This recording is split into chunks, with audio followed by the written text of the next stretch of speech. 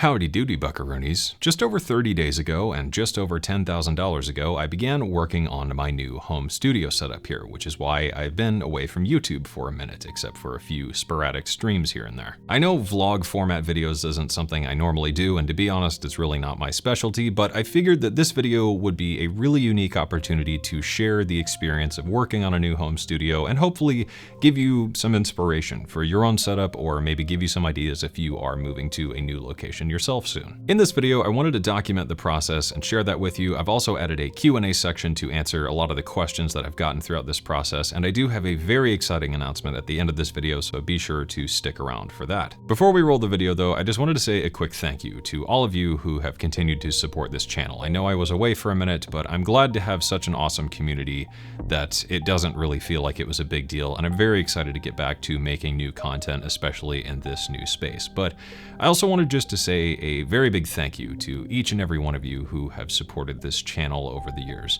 This whole studio thing really feels like the culmination not only of everything I've done with YouTube in the last few years, but my entire music career in general. This setup and this space is something I never thought I would have in my entire life, and now I do, and that is a very humbling and honestly a little emotional experience. But all that aside, thank you again for everything. I really hope you enjoyed this video. I'm very excited to be back with you here on the channel, and I will see you guys again very soon. With that, let's roll the video. Howdy doody, buckaroonies, and welcome back to another episode of Morning Coffee with Cameron. This is kind of a special edition episode, I guess. As you may or may not know, I've been in the process of buying a house, and I finally bought a house, and we are now moved in, and I'm going to be building a studio here. So I wanted to document the process and go over building, I guess, more of a like pro-grade-ish home studio, and we're going to be turning this big bonus room into my workspace. So I wanted to document the process, share some tips and ideas, and I guess just have some fun along the way, maybe. This whole room is one giant bonus room above my garage. I believe it's about 20 feet by 21 feet or so. If we go to one of the corners here, you should be able to get an idea of the layout. It's currently just crammed to the gills with stuff, and I set up my desk here just to get some work done. This is my full-time gig doing YouTube and sound design and whatnot, so this has been pretty difficult because I can't really do any acoustic treatment in here because I only have a half wall back there currently, and I need that to be turned into a full wall. So big project number one is turning this wall into a full wall and then installing a big heavy door right here, because this actually leads down to the living room and the garage right there. The other big thing is going to be just fixing the layout of stuff in here. So on this wall, I think I'm going to have my futon and probably shelving and whatnot. I brought you a crescent roll. Alicia's going to be back here watching me through this whole process with her blanket and crescent rolls. And chocolate chip cookies. And chocolate chip cookies. Along these walls, I'm probably going to have guitars, microphones, and other things, and possibly do some shelving to hold cables and other things like that. Along this other wall, I'll probably do more of the same, you know, synthesizers and stuff like that, and just have everything laid out.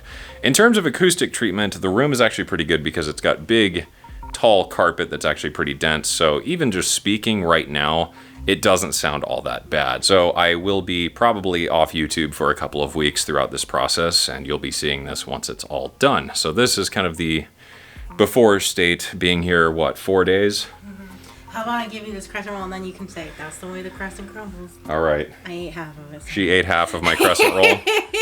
I got bored waiting here for you. Are you excited for the studio?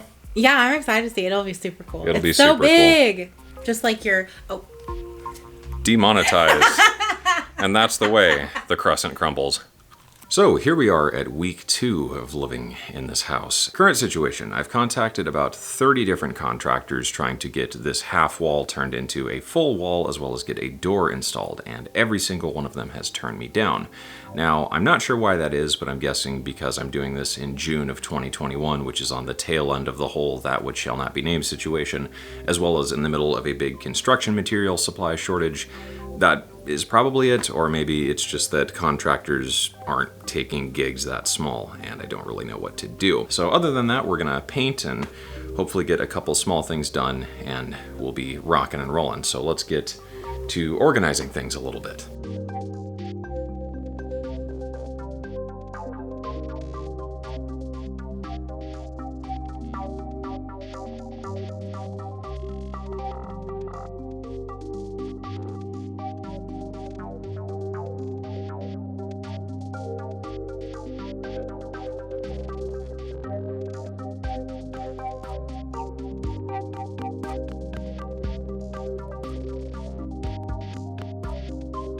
Okay, so it is about 1:30. I took a bit of a break here to just get some work done.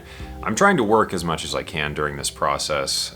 I can't do a lot of my more big sound design stuff just because the acoustic treatment and whatnot isn't ready, which has been a bit of a pain, and with finances kind of running dry, that sucks.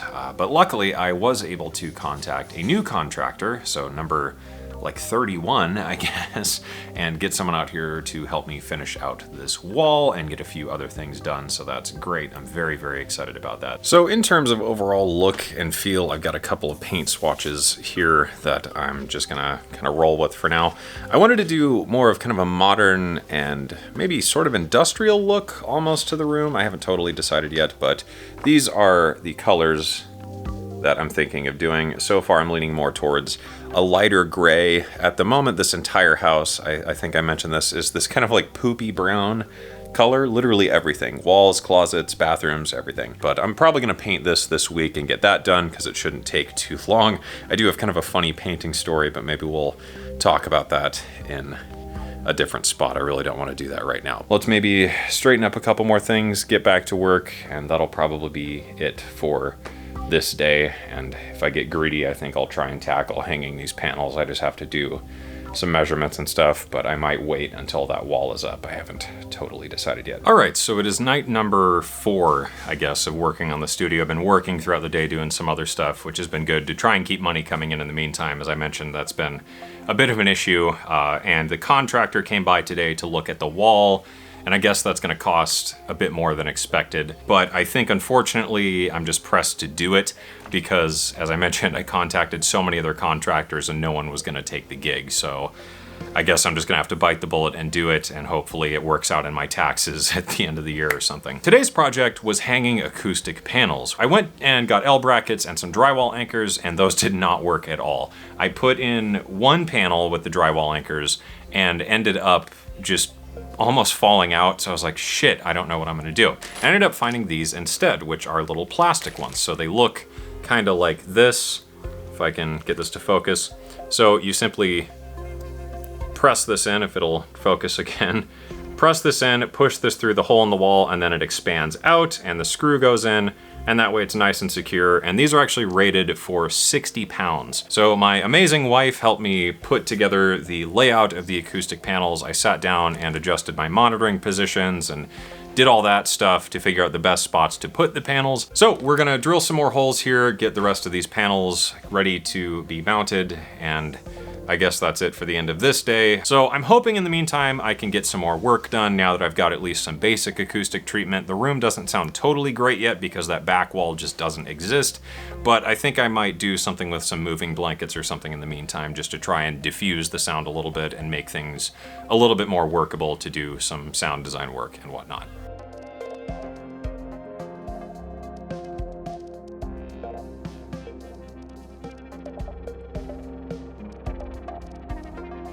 Quick update here on day 5. Today was just kind of a pretty frustrating day all around, mostly just doing other house projects and just getting other work done, but not really much to report at this stage. I've got my panels hung up here along the walls, so those are there, those are there.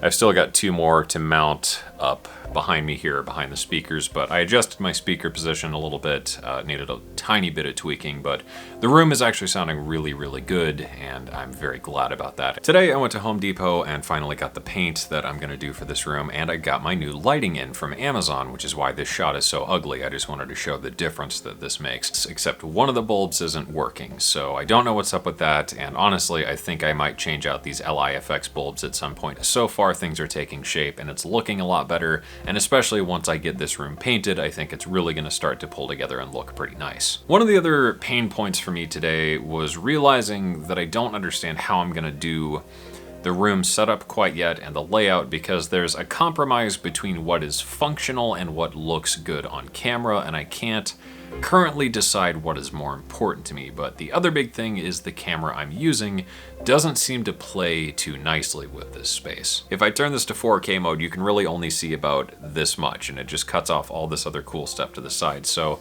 I think I'm gonna have to bite the bullet and buy a better camera that's a full frame 4K camera, which sucks because that's really expensive, but I do kind of need it because YouTube and stuff is my job after all, and a lot of the client work I do with videos does need to be in 4K. It's just, you know, throwing away what feels like even more money into this eternal black hole of things I apparently need to buy to finish this stupid project. So that's really it for the update here today. Just a pretty frustrating day all around. This space is really starting to come together. It's just a matter of those extra couple steps to get things done. With that, I guess it's time for me to send some emails, figure out a new camera, and go from there. So I will see you guys again with another update very soon. All right, so here we are at day, I don't know, but it is the next weekend, and today is painting day. Today we're going to be painting this room kind of a gray. I think the shade is called Asphalt Gray. It's by Bear. If you want to look it up, I'm not sure how well the color will really translate on camera. So let's slap up some paint, and hopefully this room will not look so dumb afterwards. Whew, lordy, here we are at the end of painting day. It is now just after midnight, and the second coat is now on and drying. That was the last wall I painted, which might look a little bit spotty right now until it dries, but man, this paint turned out awesome. I am absolutely thrilled with the color. It has kind of a almost chalkboard sort of finish to it, so I'm pretty stoked about that. Really looking forward to being able to like get stuff hung up, get things positioned, get my plants ordered, and you know, start really getting the vibe going in here. The color's a little weird here. Let me kill these stupid orange lights and see if we can get a better look at one of the walls here. Yeah, buddy. So that turned out super, super cool. Super excited to see how this looks in the morning once it's all, you know, dried and cured and whatnot. Probably gonna have a couple little touch-ups to do, but nothing major. For now, I'm gonna cut myself off because it is hot. I am disgusting and sweaty and stinky. You can ignore this behind me because this is gonna be all changed. But yeah, everything on the good side is looking awesome. I gotta get a couple things ordered in. We've gotta reorganize the space because everything kind of just got thrown back here. Heyo, welcome back. It is the following Friday. It's been about a week since I did an update or thereabouts. There just wasn't really anything exciting or significant to talk about during that time. So today is the day that all my new furniture stuff arrives. So far, my desk has showed up, which I've got behind me here. We're gonna put that together really quick, and then I'm waiting for UPS and I think the Amazon truck to come deliver the rest of it. The new desk I got is a lot wider, so I'm very excited for that. It's also got a built-in power strip and some USB chargers, which should be really handy. I've got some more storage stuff coming. I've got stuff to hang up some plants and a few other little things. This is really the last kind of stage of doing a lot of this before the wall and door get put in there behind me, because that's really the last thing to do. So that is going to be done next week. They're going to paint it for me as well, so then the room should be effectively done.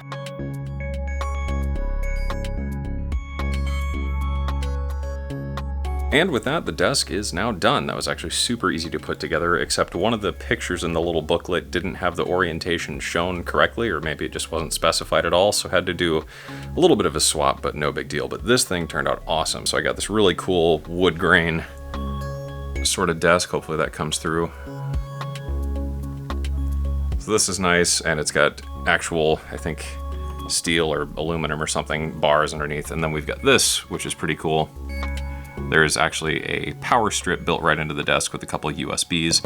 So the power strip and USBs should be nice just to plug things right into the desk, or charge my phone, or charge camera batteries, or whatever needs plugged in. So yeah, pretty stoked with how that looks. It's nice and wide. It's got a lot of space. Hopefully that will allow me to get some kind of keyboard tray or something underneath to put my KeyStep Pro on, and we can finally get rid of this thing, which was a good desk, but just way too small for what I'm doing now.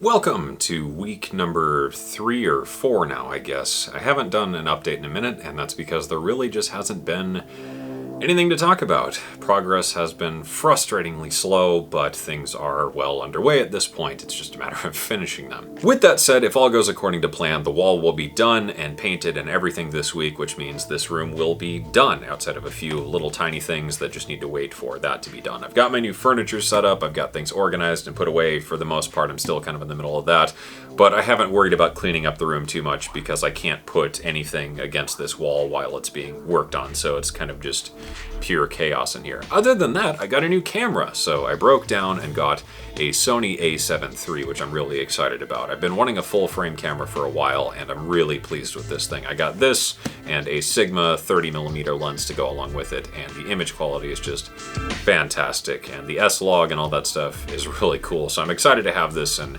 get some really nice footage for future videos. The other really big update is I got a big old box from my friends over at Newer. So, if you've never heard of Newer before and you are at all into photo or video stuff, go check them out right now. They're one of my favorite brands for cheap gear that is actually really good and doesn't feel cheap. So I got in touch with them about their RGB 660 Pro lights, which is the new lights I've got going here, and I'm very hyped about these things. It's got this big travel case, they've got really nice heavy-duty metal stands, they've got soft boxes that come with it. These connect via Bluetooth, so I got it up and running here in probably less than 15 seconds. The only thing I will say about these is they are like blindingly bright. When I first turned on the light, I had it set up as kind of a spotlight because I normally use 3 light bulbs from LIFX and have them off in the corner kind of pointed towards me. And if I point that thing towards my face and it's any brighter than maybe 2%, I feel like it might blind me. It is incredibly intense. Then I've got one behind me here, and that's only at about 2 or 3% maybe. If I connect to that light and start cranking the brightness here, let's set it to like a nice blue or something.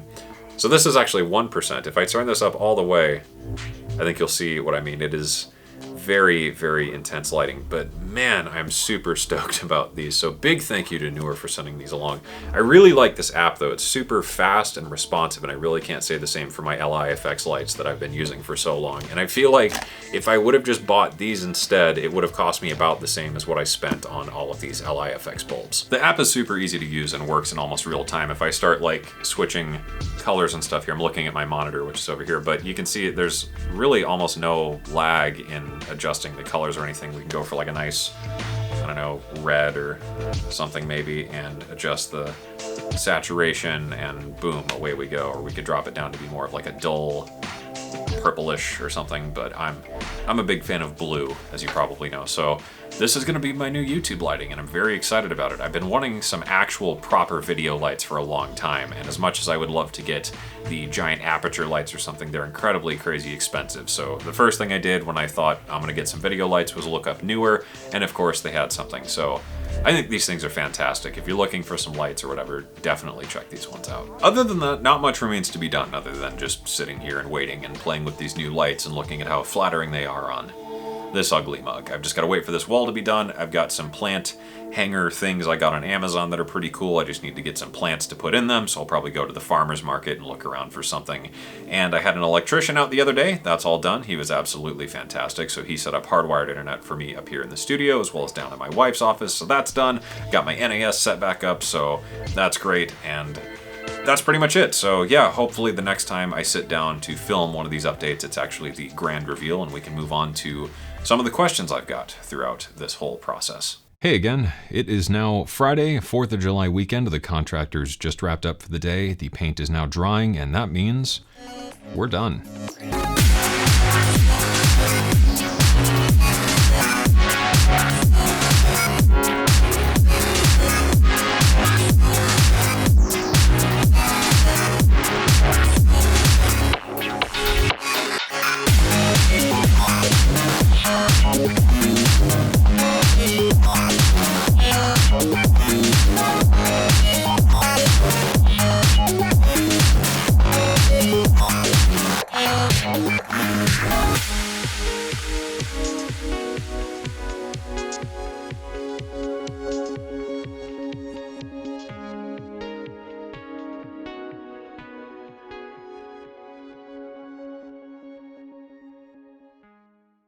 All right, and with that, we have now arrived at the Q&A section of this video. I asked you to send in your questions, so I've gathered everything up here from Instagram and Twitter and Discord and YouTube and otherwise, and figured we would just start rolling through them. Lupardi wants to know, is it big enough? And normally I would say something like, go ask your mother, but I think so. It can fit all my stuff in here. I've got my couch, I've got my desk, which is a bigger desk. I've got all my other storage stuff. I've got everything in here, really. All my camera stuff, all my synths, all my other equipment, all my guitars, and pretty much everything else I need. I think, though, I will look at adding some storage because there isn't a closet in here. So I want to add some shelves and maybe some other things. I do have a couple shelves around the room already, but wouldn't hurt to do some other stuff just to organize things a bit more. Andy Shorty wants to know, how do you like the tannoys? I have the gold 5s and I've been loving them. I really like the tannoys. I have the gold 7s and I have absolutely no complaints. As you may know, I originally wanted to get tannoy monitors, but I got such a good deal on my Yamaha HS8s that I just couldn't pass it up. The tannoys are front ported, meaning the bass comes out the front and not through a port in the back, so they're great even for smaller rooms. They sound really clean and detailed, but they move enough air and feel nice and bass heavy where they work well for heavier electronic genres or metal or things like that. Can't really say I have any complaints, don't plan to change them anytime soon at all. Originally, I was going to do a dual monitor setup and get my Yamaha HS8 set up in here as well, but I just don't really feel compelled to do that, so I'm honestly just gonna sell those. So the tannoys, if you're in the market, definitely check them out. I think they're probably pretty damn hard to beat. Ordy Fishburne wants to know, is your curtain a noise blocking one? Does it work well? I have a big window, but I need to keep it accessible since it's an egress window. And that is a great question. So I didn't really do anything special. This is just regular curtains. There is a really good video though by another YouTuber by the name of Colt Caparoon, who is also from my hometown, believe it or not. Super cool YouTuber, seems like a pretty cool dude, and actually lives in this area as well. He has a video all about building an acoustic curtain. You can do that using a moving blanket and some fabric and a big heavy curtain rod. I was going to do that, but ended up doing something much simpler. Back there, I actually just have 2 curtain rods. There's one on the inside, a little bit of a gap, and one on the outside. Then I have 2 really heavy, dense, light blocking curtains, and honestly, it seems to do just as good of a job, and I think that little bit of an air gap really helps as well. There is some noise transmission, as there will always be, because this room isn't totally soundproofed and sound isolated, but no complaints. I think it does a great job, and it makes it easy to open up the window if I want to get a bit of light in here or whatever. So if you're looking at doing something, maybe try that out. It was very cheap to do and probably a bit easier. Pete Kowalski, the man, the myth, the legend, wants to know, what state do you live in now? I assume you escaped Illinois, and you assumed correctly. I moved down to an area outside of Clarksville, Tennessee, which is in central Tennessee. I'm about 40-ish minutes north of Nashville, and it's a pretty cool area. I'm very happy to be here. There were a bunch of different reasons we looked at moving to Tennessee, but some of the things we were most excited about is that there are a whole bunch of parks right near where we live. I mean, within half an hour, I think there's maybe 20 parks or something like that, a handful of state parks as well. So lots of really cool outdoorsy stuff to do. We are in a relatively secluded area, which is really nice as well, but we're close enough to downtown where we could go hiking all day at several different parks, drive maybe 20 minutes, go downtown, go to a bunch of really cool local stores and local breweries and coffee shops and things like that, go out and have dinner somewhere, and then all drive back home in the same day. It's pretty cool, and yeah, pretty stoked to be here. Dennis Arzik, I hope I said that right, wants to know, is phase 2 of the studio build a coffee machine? And originally it was. I wanted to get a coffee machine, but I couldn't find one in the color that I wanted, and then since I was kind of out of work throughout this whole process, I decided to cut back on kind of like other things that are just a bit more fun.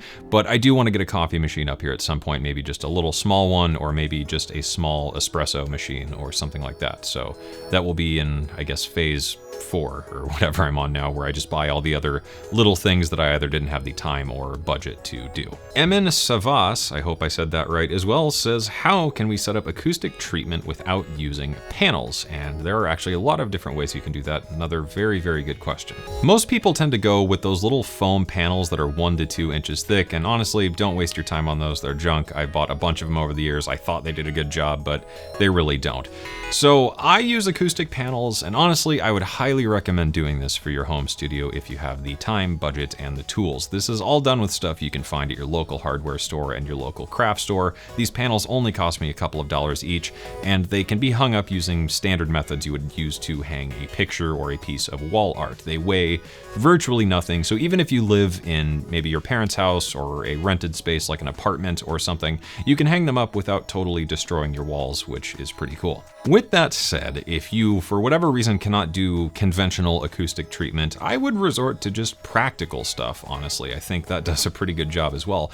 If you're in a room with hardwood floors, maybe look at changing that out with carpet if you can. If not, just lay down some nice big heavy rugs, bring in some furniture. I've got my fabric cabinets that do a good job of, you know, kind of breaking stuff up. I've got my big futon, which acts as a really nice absorber / bass trap, and that's kind of right behind my mix position. I've got nice high carpet in here that does a good job. I've got big thick curtains to cover the windows. Outside of that, there's other little things around the room on my shelves, and otherwise you could have canvas wall art or hang up a tapestry or whatever, or just anything that breaks up the amount of parallel surfaces in your room, and that acts as a natural diffuser and reflector just to make the room sound a bit better. I honestly don't have all that much acoustic treatment in here. I've only got 8 panels. I only plan to add about 4 more, and this room sounds pretty fantastic to me. Is it the best room in the world? No. Does it compare to some of the really big budget studios I've recorded in or worked in? No. Does it do a good enough job to where I'm able to get professional work done?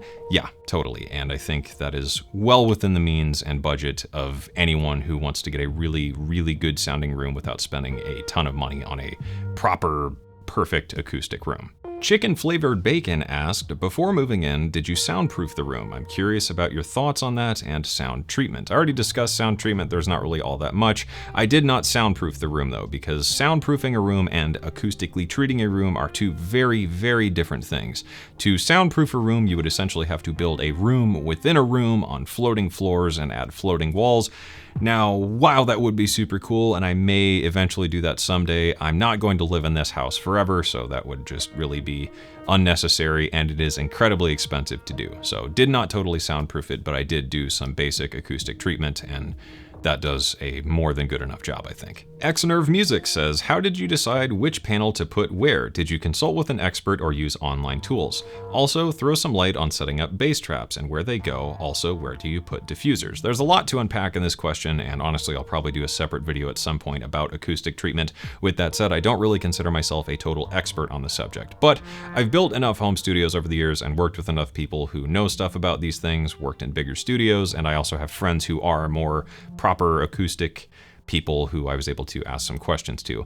In short, I basically just find points around the room where sound builds up. I'll just play some noise on my speakers and walk around the room and make a note of like, okay, there's some bassy build up here, there's some kind of bright reflections here, stuff like that, and put panels more or less in those spots. I didn't really do anything too special. I just evenly spaced them out on the walls, just measured things out where I figured it would work. After kind of walking around and checking the room, I put out my furniture, which acts as some natural diffusers. Then I've got my big couch right behind my mix position, which is another really big sound absorber / bass trap, and that was pretty much it. I didn't do any proper bass traps in this room, and I may add some at some point, but honestly it sounds pretty good without it because it is a larger room, so the bass buildup in the corners doesn't really bother me all that much and doesn't interfere too much with the mixes. I think I might just add 1 or 2. Normally bass traps would go in the corners and along the corners of the wall, so you would put in a bunch of them. It's kind of a pain, it's kind of expensive, but you can build them yourself using the same method that I used to build these panels. As for diffusers, there's a couple different ways to approach this. Like I said, I just kind of did that with furniture, just throwing it in spots where sound was, and that does a good enough job at breaking it up, absorbing it, and playing it back at different angles to where it doesn't really interfere with anything. Normally, you would probably place these on the rear wall so sound isn't reflecting back up at you, and at other points of reflection. You can find a lot more information about that online though. Next up, Layman's Lament, Blood Swarms, Danny Danner and Tony Dave and B. Cornells, and I think that was it. There were a bunch of comments about this. Angled ceilings, what are you gonna do? And a couple fun comments. Nice choice on walls, idiot. Worst studio choice ever.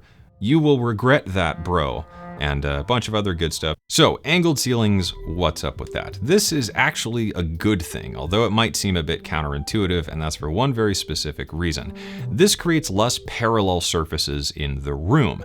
What that means is, instead of having a kind of cube or rectangle shaped room like you might have in most bedrooms or other things like that, I've got these big angled ceilings, so sound just kind of reflects randomly and doesn't bounce around nearly as much. So there's not as much flutter echoes and things like that.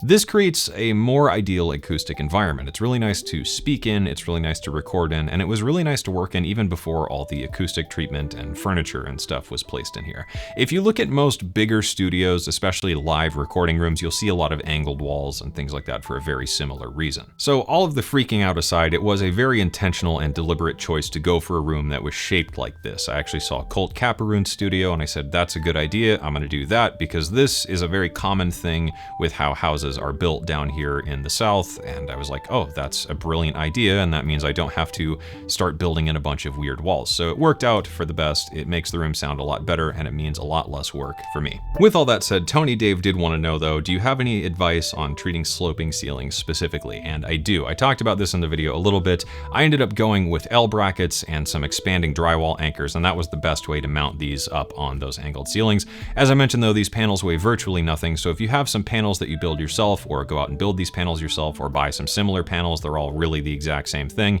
that's the best way I found to mount them. I went through probably 4 or 5 different mounting solutions before I settled on that, so definitely check that out. It was super easy to do. Just shoot a hole in, put the expanding anchor in, add a screw, and that was done. It really only took about 20 minutes to get them all going. Another question from The Glitch. After how many years of producing should we invest in a studio? And that is not really something I think I can answer. That's really up to you. If you're talking about converting a room into a proper studio, something more like this where it is a purpose built and designed room to work as your recording studio, I guess it just depends. If you do this kind of stuff professionally and you make enough money to offset the cost of doing so, probably would be worth it to make a studio space, because if you do this full time, or at least as a good chunk of your income, you can also write this off in your taxes if you live in the US at least, so it can be worthwhile if you do this stuff professionally. With that said, if music is kind of a side gig, maybe just more of a hobby or whatever, investing in a studio and doing all this is very expensive and is maybe a bit overkill, because I think you can make a really good record anymore on just, a laptop sitting in the back of a bus. A DAW and plugins will get you pretty far. You really don't need a studio to do a lot of things. So if music is a side thing or a hobby, I think that question really comes up to how you want to answer it. If you've got the money and the space to invest in doing a studio and it's something you would really enjoy, then go for it. If it's something that seems really expensive and you're not sure you would get any benefit out of it, then that probably answers the question for you, I would think. A couple of other really good questions here that are kind of similar, so I'm just gonna lump them together. Flux Moores wants to know, I'd love notes, not for a home studio, but for a bedroom studio. You know, the one that is both a bedroom and a studio. Everyone talks about converting bedrooms into studios, but not about bedroom studios that are still bedrooms. I would love to get tips about that for those of us with limited space. And Alex Guess wanted to know, do you have any suggestions you can make for space-constrained home studio builds? Yes, this is something I specialized in, because for years I just worked out of a super small room that was also my bedroom. Like when I was in my apartment in college, it was my apartment room / my workspace / my bathroom and kitchen and all that. So yeah, the biggest thing I would say is just don't waste space. Really think through what you actually need. It's very easy to get sucked into this idea that you need to buy this new keyboard and this new synth and this mic preamp and this big thing, and you need a big rack of gear and you need big acoustic panels and whatnot. You really don't need to do much of anything. If you've got a solid laptop or a computer or whatever, you've got your DAW, you've got some good plugins, you've really got everything it takes to make a fantastic sounding record, especially in this day and age. I assume part of this question though is more specifically about acoustic treatment and monitoring, and I will say that monitoring in a space that is not really designed to be a studio is kind of pointless. Although you can use it and it's a good way just to listen to your music as you work on it, it's not really listening to it in the way that monitors are intended to be used. So having some monitors is a good thing just to hear it, but it's not really going to be the purpose and intent of those monitors. So getting some good mixing headphones is a good idea, and acoustic treatment wise, it's really up to you, your space, and your budget. Like I said though, practical acoustic treatment is a very good thing. Throw down some rugs if you've got hardwood floors. If you've got really high carpet, you're probably pretty good already. You've got your bed in there, so I assume you've got a mattress or something that will soak up a lot of sound and do a very good job as a large bass absorber and just broadband absorber. If you've got some art or whatever you could hang on the walls, tapestries, rugs, whatever. That's another good way to add practical acoustic treatment that is also decorative, so it doesn't make your bedroom feel like this weird half-converted space. So really, I don't think there's anything too special to it. Don't worry about trying to turn it into a proper environment, because it really never will be. Just work with what you've got, and eventually, if you want to, you could look at converting a space later down the line if you move or whatever into a more proper studio space whenever you feel that you're ready to take that step. Kill wanted to know as well, any tips for acoustic treatment in a bedroom studio? That was kind of answered in everything I just said, but like I said, don't think there's anything too special. You've got furniture in there, that's pretty much the majority of it. Lay down some carpets, hang some wall art. If you've got the space or budget or room for some panels, I highly recommend these, but again, don't worry about it too much, because I think just getting some good mixing headphones is the better answer than worrying about acoustic treatment. Merkish wanted to know, what brand of acoustic treatment and bass traps did you use? I use no brand, because like I said, I built all of these myself. My couch is from Walmart. It only cost about $200. It does a fantastic job.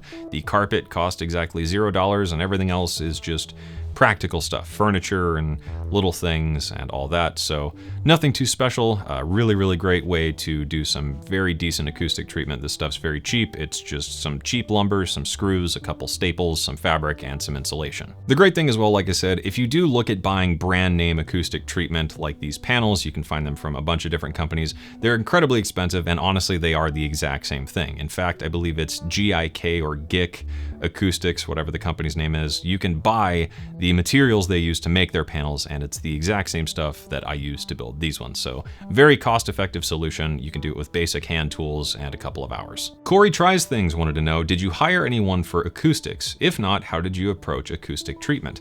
Nothing too special. Like I said, I know people who do acoustic stuff professionally, so I was able to consult with them and just say, hey, I've got this room, what do you think? As well as just through some experience over the years of working in different studios and working in a lot of different home studios that I've set up, I've made enough mistakes over time to where I have a pretty good idea of where things should go and why.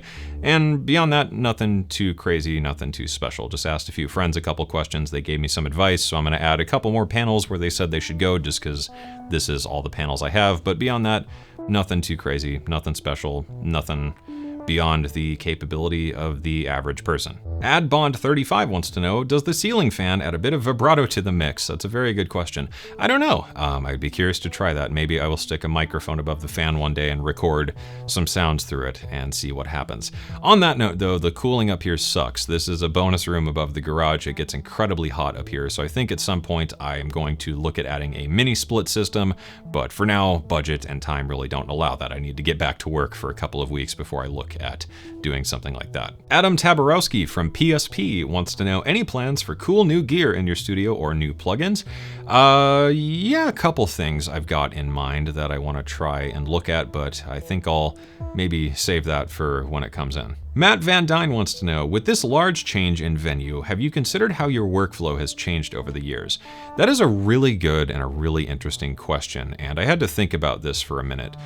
I think my workflow really has changed with every space I'm in, and I think that's because every space and every place I've lived, and also the different points in my life that I lived in those spaces, did have a very big impact on where I was musically, what I wanted to do musically, and just how I was feeling at the time. So I think every studio kind of elicits a different response for me as a musician, and so does changes in life experience and whatnot. It's a very good, very, very good question. I think, yeah, it's just been a couple little things. You know, experience adds up over time, so the way I approach a session and what I'm doing and what I'm writing just kind of changes with things. I don't think there's really been any studio that I would consider better than the others over the year. This is probably the best setup I've had by far, but I think, you know, maybe the most creative I've ever been was just like when I was a teenager recording on my laptop and just making tons of music all the time. I don't think all that much has changed other than just knowing how to do things better and just maybe having a bit better of an idea all around as to what I'm doing, how I approach things, and how I piece things together musically. Aviv Zahn says, nice job. Also, what chair are you using? I was originally going to buy a used Herman Miller Aeron, but I couldn't find a used one in the area where I lived when I was looking to buy a new chair because my other one crapped out on me. This is a, I guess, generic version of that I found on Amazon. I will put a link to that down in the description with all the other links of all the stuff. Super, super comfortable chair. I did remove the headrest that was back here just because it was a little obnoxious, and I found it didn't really help all that much because then I would kind of slouch back in the chair. So removing that makes me sit up a lot straighter. I feel like this chair is incredibly comfortable for super long sessions. I have no complaints. Wasn't super cheap, but wasn't super expensive either. So if you're looking for a new chair, check it out. One dead camera battery later, and here we are at the final question, which comes from Pat Michaels, or Michaels. And Pat asks, did you learn anything? And I think I did throughout this process, but maybe not exactly what you would expect. As I mentioned, I've been through a bunch of different home studio setups over the years, and there wasn't anything too particularly new or interesting about this one other than it is a house, so I was able to do a few extra things that I normally wouldn't be able to do in a space I was renting. So nothing really changed. It's kind of the exact same thing I've done a bunch of times over the years, just a bigger, badder, louder version of it. Before moving here, I was doing YouTube and doing my regular sound design work and all that kind of stuff, and I was working just nonstop all the time, basically, between managing my Discord community and interacting with people, doing YouTube, doing my work, doing other stuff, and trying to make new sample packs for my sample store and all that kind of stuff. It was just nonstop, and most nights I barely had time, if any, to even sit down and eat dinner with my wife. It was just wake up, go to my studio, work until I'm about to just pass out, go to bed, wake up, and do it again. With a bit of time and, I guess, distance during this month-long hiatus of working on this room and doing other stuff around the house, it's given me time to go out and do things, and I really enjoyed that. And I think it's been nice to have some time to think about everything and think about my goals a bit, in that I want to have more fun. You know, I want to have more fun in my life doing different things and not just working constantly. I want to have more fun with YouTube, and I want to have more fun making music. I feel like I don't get to do that all that much anymore. So I really want to get back into that, because every time I'm making music, it's kind of for a thing rather than for myself. So that's, I guess, the biggest thing I learned out of all of this. That, I guess, leads me well into the big announcement here. I am starting my Patreon channel community thing, whatever you want to call it. And I'm very excited about this because it's been probably almost 2 years in the making at this point, and it is finally here. As I move forward with YouTube, I would like to get away from trying to rely on the YouTube sphere. It's incredibly inconsistent, and I don't want to play the YouTube game because, frankly, I just don't enjoy doing it. I want to have more fun with the channel, like I said, and I think this is a great way to do that and give you guys something in return. This is going to be a 3-tiered program. There is a free tier for those of you who don't want to do a monthly subscription thing. There are 2 other tiers. You will get free samples, free presets, private streams, other little perks and tidbits, and you can find all of the information about that with the link down in the description below, and it launches right now. It is out now. A lot of people have asked me about doing this, and it's finally here, and I finally think I found a way to make it make sense, and make it make sense, more importantly, for the community of this channel. So I do hope that you choose to support it, even if it's only the free tier or whatever. I think this is going to be a really good step as things go forward, and a big change comes here for the channel. And that brings us to the end of the video. So thank you for watching. I hope you enjoyed it, and I hope this inspires you to maybe start doing some stuff in your own studio, or gives you some ideas if you are working on a new studio space because you're moving as well, or something along those lines. I would love to see your studios too, so feel free to share a picture on social media and like tag me or send it in Discord or something. I'd be very curious to see what you are all rocking your setups in, and maybe steal some ideas for some of the other little decorations and other things I want to do in this room. Thank you for watching. I hope you enjoyed it. I am very excited about the future of this channel and the next couple of steps here, and that does it. Thank you for watching. I hope you enjoyed it. I hope you learned something, and as always, I hope this inspires you to get out there and make something awesome.